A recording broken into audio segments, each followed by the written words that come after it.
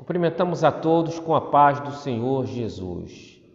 Nós agradecemos a Deus por termos chegado ao final desse trimestre dos estudos de Escola Bíblica Dominical e Deus seja louvado por mais uma revista que foi editada pelo Ministério de Caetés. Quero agradecer ao pastor José Mário, aos superintendentes do campo, aos superintendentes da Igreja Matriz, por ter a oportunidade de fazer parte desse projeto da edição dessa nossa revista Obedecer Mais.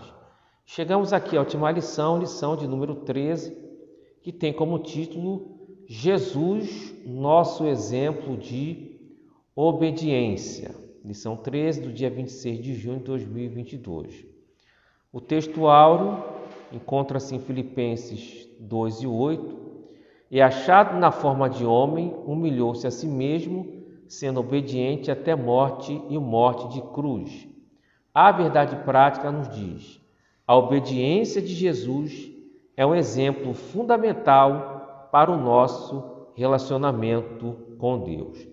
Essa lição está dividida em 3 tópicos. O primeiro tópico, a obediência através da vida de oração. Então, a gente vai ver aqui que Jesus orava. O segundo tópico, obediente em fazer a vontade de Deus. E o terceiro tópico, obediência em cumprir sua missão. Há vários textos na Bíblia que citam Jesus como o nosso exemplo maior. A primeira carta de João, capítulo 2, diz: se alguém diz estar nele, deve andar como ele andou.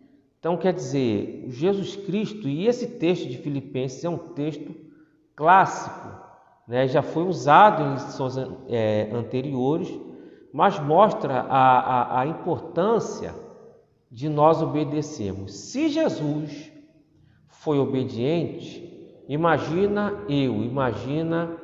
você. E a leitura bíblica em classe, conforme já dito aqui, citado em outras lições, está na carta de Filipenses, capítulo 5, capítulo 2, dos versículos 5 ao 11. Vamos lá, na introdução. Com o intuito de ensinar os crentes de Filipos a terem uma vida de humildade e união, Paulo explica como Jesus foi obediente ao Pai em sua missão de salvar a humanidade. Através destes e de outros textos das Escrituras Sagradas, vamos relembrar e aprender com Cristo, nosso exemplo maior, a importância de termos uma vida de obediência a Deus e à sua palavra. Esse texto aqui, que é maravilhoso, é um texto que fala da obediência, da humilhação e da exaltação de Cristo. Antes dele entrar propriamente nessa questão de sendo em forma de Deus, não teve por usurpação ser igual a Deus, é importante a gente entender que Paulo está preocupado com a união na igreja, de maneira que, diz assim, de sorte que haja em vós o mesmo sentimento. A gente vai ver mais adiante que ele está preocupado com a união da igreja. E para a igreja estar unida, o principal modelo é Jesus Cristo. O tópico primeiro diz assim: a obediência através da vida de oração. Sob o tópico 1, obediência através da oração. Uma das práticas da vida cristã que mais evidencia que somos obedientes a Deus é a oração. Ao orarmos, além de nos comunicarmos com o Senhor e estreitarmos nossa comunhão com Ele, demonstramos que dependemos dEle e submetemos-nos a obedecer à sua vontade. Todo crente ele precisa orar. Não existe vida cristã sem oração. Então, quando a gente ora, a gente mostra que depende de Deus, e quando a gente ora, de certa forma, a gente está demonstrando que nós dependemos dele e nós estamos indicando que nós vamos se submeter à vontade de Deus. O texto sagrado diz que devemos orar sem cessar, 1 Tessalonicenses 5,17. E em diversas ocasiões, Jesus ordenou que nós devemos orar. Então, além de Jesus falar que nós devemos orar, ele tem uma vida de oração. O ponto 2 aí desse tópico primeiro, orou para escolher os 12. No texto de Lucas 6, do 12 ao 16, Jesus chama 12 dentre seus discípulos, os quais o acompanhariam em seu ministério e receberiam o nome de apóstolos. Então vamos lá, Lucas 6, do 12 ao 16. E aconteceu que naqueles dias subiu ao monte a orar e passou a noite em oração a Deus. E quando já era dia, chamou a si os seus discípulos e escolheu 12 deles, a quem também deu o nome de apóstolos. Aí, do 14 ao 15, está a descrição dos nomes dos apóstolos. Agora, no versículo 13, quando ele chama os discípulos e escolhe 12, no versículo anterior, que é o 12, diz que ele passou a noite em oração a Deus. Ou seja, Jesus, ele contou com 12 discípulos, que são os discípulos mais chegados a ele, que depois serão chamados de apóstolos. E ele escolheu esses 12 discípulos. Só que não foi uma escolha aleatória. Não foi uma escolha porque ele olhou, achou um mais bonito, um mais simpático, ou por questão de afinidade. Ele passou a noite em oração. Nosso Senhor pediu orientação ao Pai para fazer uma escolha que seria importantíssima para o seu ministério e para estes homens escolhidos para liderarem a igreja após sua ascensão. Aprendemos com Jesus que nossas escolhas e decisões devem ser feitas em oração, aguardando a resposta de Deus. Ao obedecê-lo, certamente teremos êxito em todas as áreas da nossa vida. Então, ele escolhe os 12 de uma equipe que o ajudou na divulgação, da preparação, da pregação do Evangelho, e depois esses 12 lideraram a evangelização mundial. Então, quer dizer, foi uma escolha feita através de oração. 3. Orava após realizar milagres. No texto de Lucas 5, 15 e 16, vemos que a fama de Jesus se propagava e grandes multidões o seguiam para ouvi-lo e serem curadas por ele. Então vamos ao texto de Lucas 5, do 15 ao 16. Porém, sua fama se propagava ainda mais, e ajuntava-se muita gente para ouvir e para ser por ele curada das suas enfermidades. 16. Porém, retirava-se para os desertos e ali orava. Ou seja, é o Messias prometido, é o Cristo que eles esperavam. Então, quando ele fazia os seus milagres, a multidão se juntava a ele. E o texto diz: a sua fama se propagava. Se tem uma coisa que qualquer um tem que ter cuidado, é com a fama, é com o nome que se propaga. E as pessoas o seguiam para quê? Para o ouvir e para ser por ele curada das suas enfermidades. Qual era a atitude de Jesus diante dessa fama, dessa procura? No texto da Nova Almeida Atualizada, conforme está apontado na lição, diz assim: grandes multidões. Então, isso é um sinal de aprovação, de certa forma, é um sinal que enche a pessoa de satisfação, mas por uma questão de vigilância. e de obediência a Deus, o versículo 16 diz: porém, ele retirava-se para os desertos e ali orava, para continuar obedecendo a Deus, para continuar dependente de Deus e não se perder, porque a fama, dependendo de quem lida com esse tipo de vamos dizer assim, um fenômeno, né, social que é a fama, as pessoas se perdem e se envaidecem. Aprendemos que a fama ou qualquer tipo de sucesso não podem tirar o foco do nosso foco de viver sempre em oração. Nosso relacionamento com Deus e dependência dele é mais importante do que nossas realizações pessoais, as quais devem ser consequências de uma vida de oração e dependência de Deus.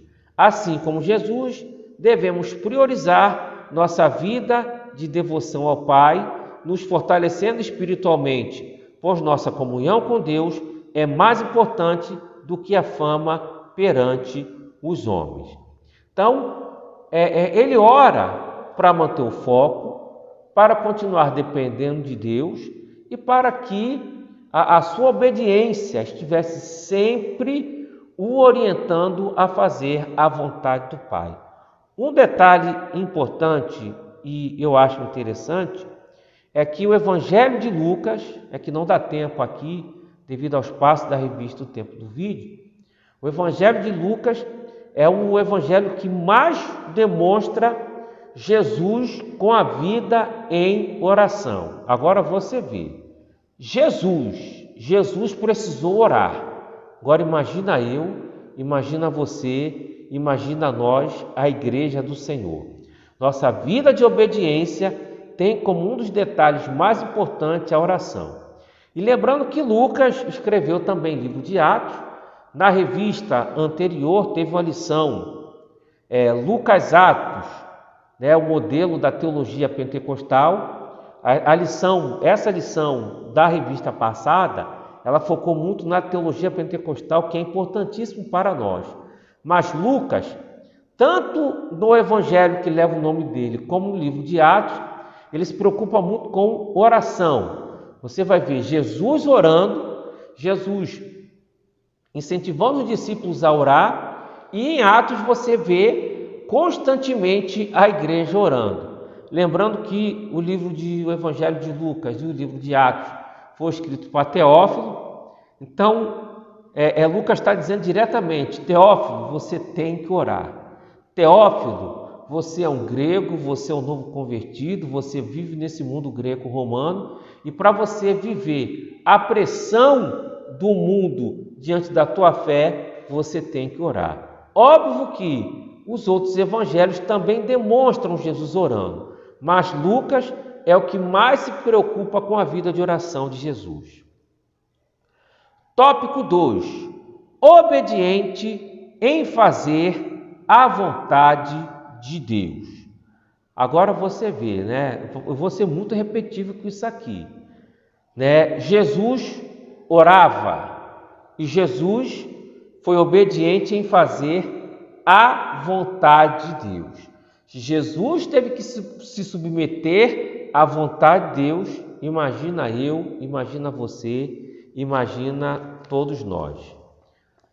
Primeiro subtópico aí, obedecer à vontade de Deus, entre aspas, alimentava Jesus. Em João 4:34, após evangelizar a mulher samaritana e fazer dela uma missionária eficiente, os discípulos insistiram para que ele se alimentasse. Aí Jesus vai dar uma resposta no que diz, ele pega a necessidade de se alimentar e ele vai falar de um outro alimento que era mais importante do que aquela alimentação que os discípulos estavam pedindo para ele comer. Evangelho de João, capítulo 4, versículo 34. Jesus disse-lhes: a minha comida é fazer a vontade daquele que me enviou e realizar a sua obra. Ou seja, a satisfação, o que enchia a alma de Jesus, o que lhe sustentava, era fazer a vontade de Deus. Ele vai falar aqui da questão da ceifa, dos ceifeiros, da importância da evangelização. Ao ensinar aos discípulos sobre a importância da evangelização, o Senhor nos deixa o ensinamento de que fazer a vontade de Deus é uma satisfação, algo que nos alimenta, que nos satisfaz. Obedecer a Deus não deve ser mera obrigação ou algo a ser feito de qualquer maneira, e sim um dever que deve ser realizado com amor, satisfação e prazer em contribuir com a obra do Senhor. A alimentação, além de fazer a gente sobreviver, também é um momento de prazer. Você se alimenta para sobreviver, para se alimentar, para dar energia, para trabalhar, fazer o que você tem que fazer, e também é um prazer se alimentar. E ele pega essa ideia de se alimentar e não necessariamente com comida, mas sim com realizar a obra do Senhor. Então, fazer a vontade de Deus, fazer a vontade do Senhor e uma vida de obediência era algo que alimentava e satisfazia Jesus. Então, essa é mais uma lição que Jesus deixa para nós. Há um texto também em João 6:38. 6:38. Porque eu desci do céu, não para fazer a minha vontade, mas a vontade daquele que me enviou. Então é o seguinte, ele fala da sua missão, a vinda aqui nessa terra, ele veio para fazer, não quer dizer, dá-se a entender que ele tinha alguma vontade, mas ele se submeteu a fazer a vontade de Deus. João 6:38. Não está da revista, mas a gente acrescenta aqui. Subtópico 2, do tópico 2, obediência em ensinar a doutrina do Pai. Em João 7,16, Jesus disse: a minha doutrina não é minha, mas daquele que me enviou. Após os judeus se maravilharem de seu ensino, além da vida de oração e satisfação em fazer a vontade do Pai, Jesus tinha um compromisso em ensinar a vontade de Deus. Vamos lá, João 7, eu vou ler do 16 ao 18. Jesus respondeu e disse-lhes: a minha doutrina não é minha, mas daquele que me enviou. Se alguém quiser fazer a vontade dele, pela mesma doutrina, conhecerá se ela é de Deus ou se eu falo de mim mesmo. Quem fala de si mesmo busca a sua própria glória, mas o que busca a glória daquele que o enviou, esse é verdadeiro e não há nele injustiça. Ou seja, a doutrina que Jesus ensinava não era dele, era a doutrina que Deus queria que fosse ensinada. A vontade de Deus não era a partir do que Jesus simplesmente pensava ou queria, ou das ideias da cabeça dele. Tudo que ele fazia era a ordem que Deus enviou para que ele ensinasse. Então ele tinha um compromisso em ensinar a vontade de Deus. Completando aqui a frase do texto, ensinar a vontade de Deus de forma genuína, justa, de modo que Deus fosse glorificado. Ou seja, o ensino nosso, e aí aumenta a responsabilidade de nós, professores, superintendentes da escola bíblica dominical, nós temos que ensinar a vontade de Deus, da maneira que Ele quer que a gente ensine, o conteúdo que Ele quer que a gente ensine, e para que o nome dEle seja glorificado. Com certeza, nesta declaração, Jesus denuncia a forma errada com que os líderes religiosos judeus ensinavam, pois eles buscavam sua própria glória. Quer dizer, eles ensinavam buscando reconhecimento, buscando respeito, buscando que seu status cada dia tivesse de maneira que eles fossem respeitados e valorizados pela população ali do povo judeu. Mas a preocupação de Jesus não era glória para ele, é para que o nome do Senhor seja glorificado. Nossos ensinos, pregações, aconselhamentos devem ser de acordo com a doutrina do Pai e não o que achamos. Não é o que eu acho, não é o que eu penso. Claro, vai ter hora que eu vou ter que me posicionar com opinião minha, porque existem assuntos que são polêmicos, mas no geral nós devemos falar o que está na palavra do Senhor. Eu acho interessante, quando Deus manda segunda vez Jonas pregar em Nínive, e diz aqui, é porque não vai dar tempo de eu achar aqui agora, deixa eu ver se eu acho aqui. Tá. Não está na revista, mas se puder citar, Jonas capítulo 3, versículos 1 e 2. E veio a palavra do Senhor segunda vez a Jonas, dizendo, é uma segunda chance que Deus deu a Jonas: levanta-te e vai à grande cidade de Nínive e prega contra ela a pregação que eu te disse.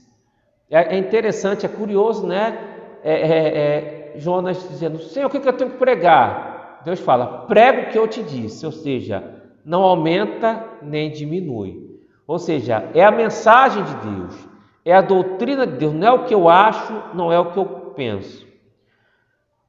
E a gente não deve procurar se promover. Nossa mensagem deve ser de acordo com as Escrituras Sagradas, fazendo com que nossos ouvintes e leitores tenham uma vida de obediência a Deus. Ainda mais que a gente vive no que é chamado da era da informação, então é muita informação que a gente recebe.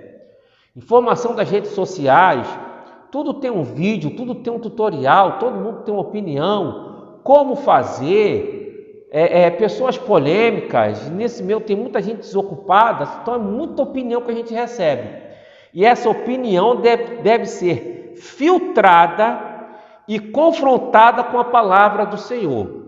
Agora imagina a quantidade de informação que a gente recebe através das mídias sociais, da imprensa, da televisão, da imprensa escrita, e o quanto de informação bíblica nós recebemos. O quanto de informação bíblica jovens e adolescentes recebem. Você vê numa semana de 7 dias, quanto tempo a gente fica nas redes sociais e quanto tempo a gente medita na palavra do Senhor e quanto tempo a gente senta para ouvir alguém ministrando a palavra do Senhor para nós e quanto tempo a gente senta para meditar na palavra do Senhor. Então Jesus tinha esse compromisso de ensinar a doutrina do Pai. Terceiro tópico, obediência em cumprir sua missão. Número 1, obediência voluntária. Em sua missão de salvar o mundo, Jesus, mesmo sendo Deus, ou seja, coigual, coeterno e consubstancial ao Pai e ao Espírito, fez-se semelhante aos homens. Aquele que tinha a mesma glória do Pai, João 17,5, é importante você ler esse versículo aí com a classe, e que é criador de todas as coisas, Evangelho de João 1, do 1 ao 13, Colossenses 1, 16, com voluntariedade e amor, se submeteu à missão de vir a esta terra para, através de uma vida de sofrimento, salvar a humanidade. Então, ele sendo Deus, ele sendo divino, ele veio nos salvar. O versículo 5 diz, devemos ter o mesmo sentimento, na Almeida Revista Corrigida. Na Nova Almeida Atualizada, mesmo modo de pensar. Na Nova Versão Internacional, a mesma atitude. Então, ou seja, o mesmo sentimento, o mesmo modo de pensar e a mesma atitude que Jesus teve em descer do céu, se fazer semelhante aos homens e morrer na cruz do Calvário, uma morte vergonhosa. Para quê? Para que eu e você e toda a humanidade tivesse acesso à salvação. Nossos sentimentos em relação a obedecer a Deus não devem ser somente emoções e pensamentos, e sim atitude de obediência voluntária em fazer a obra do Senhor. Muita coisa na obra do Senhor é bonito, é emocionante, é comovente, mas o fazer, o realizar, a atitude é que deve ser a nossa prática de vida em se submeter à vontade de Deus. Isso se cumpriu em Cristo Jesus. No final desse primeiro subtópico está em 2 Coríntios 12:15, onde Paulo diz que estaria disponível, de boa vontade, de se doar à igreja de Corinto, ainda que cada dia mais ele fosse menos amado por aqueles que os perseguissem. 2. Obediência e humildade. Humildade é algo que faz parte da vida cristã. Humildade perante Deus e humildade entre nós. Veja que tudo isso que ele fala, da obediência de Cristo, ele está pegando esse exemplo para o relacionamento entre os crentes da igreja de Filipe. Em Filipenses 2:8 diz que Cristo humilhou-se a si mesmo. O interessante é que é o seguinte: alguém pode me humilhar, eu posso ser humilhado por outras pessoas, mas aqui está dizendo que Cristo humilhou-se a si mesmo. E lá no Evangelho de Lucas, no capítulo 7, não sei se eu vou ter oportunidade de achar aqui de maneira rápida, mas em algum momento ele vai dizer. Então essa demora aqui tu corta, né?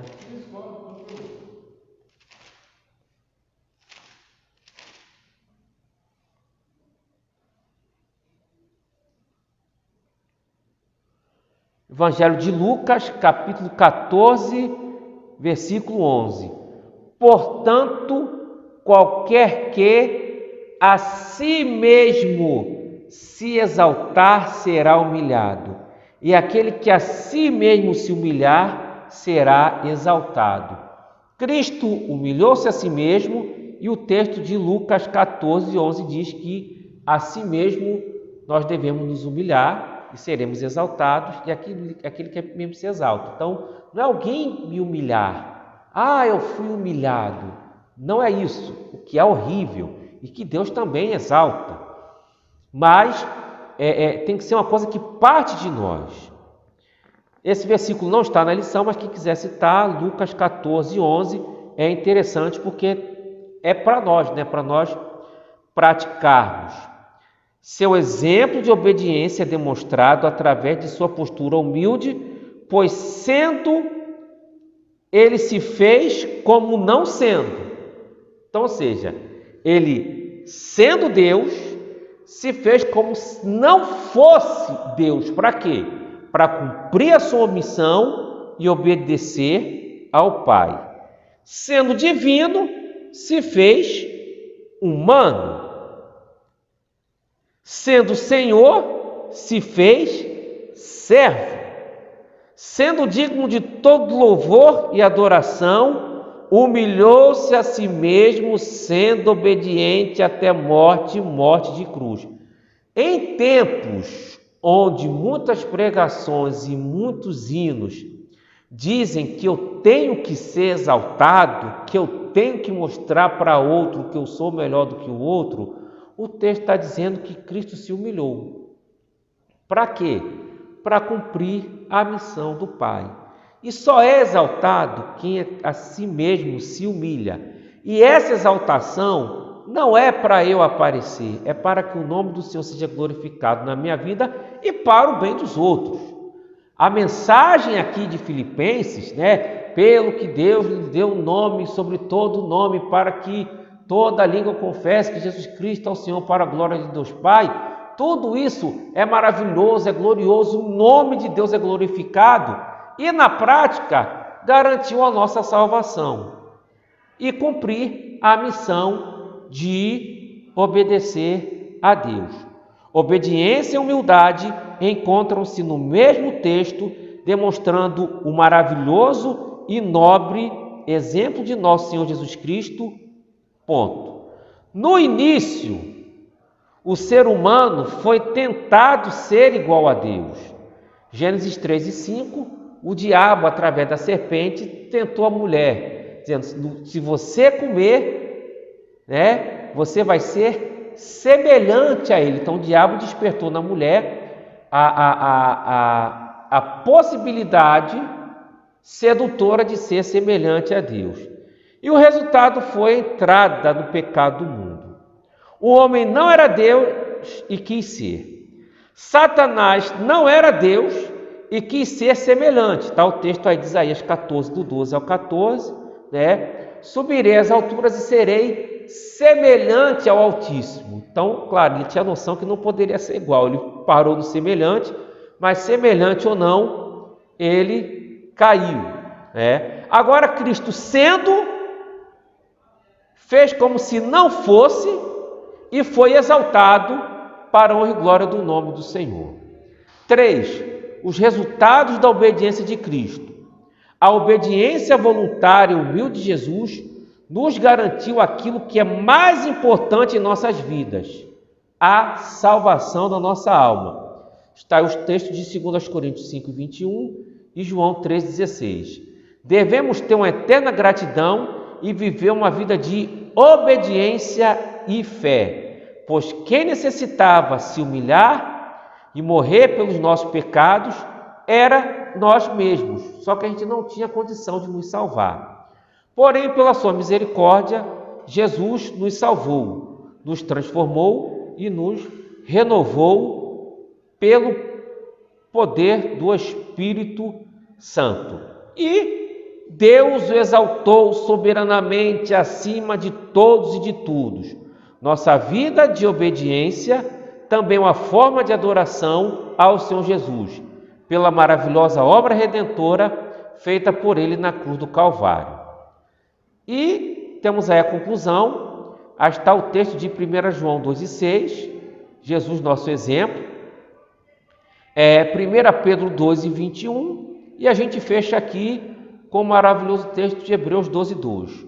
Olhando para Jesus, autor e consumador da fé, o qual, pelo gozo que lhe estava proposto, suportou a cruz, desprezando a afronta, e assentou-se à destra do trono de Deus. Ou seja, a vida de obediência traz vitória para mim, traz vitória para você, traz vitória para a igreja, e o nome do Senhor é glorificado.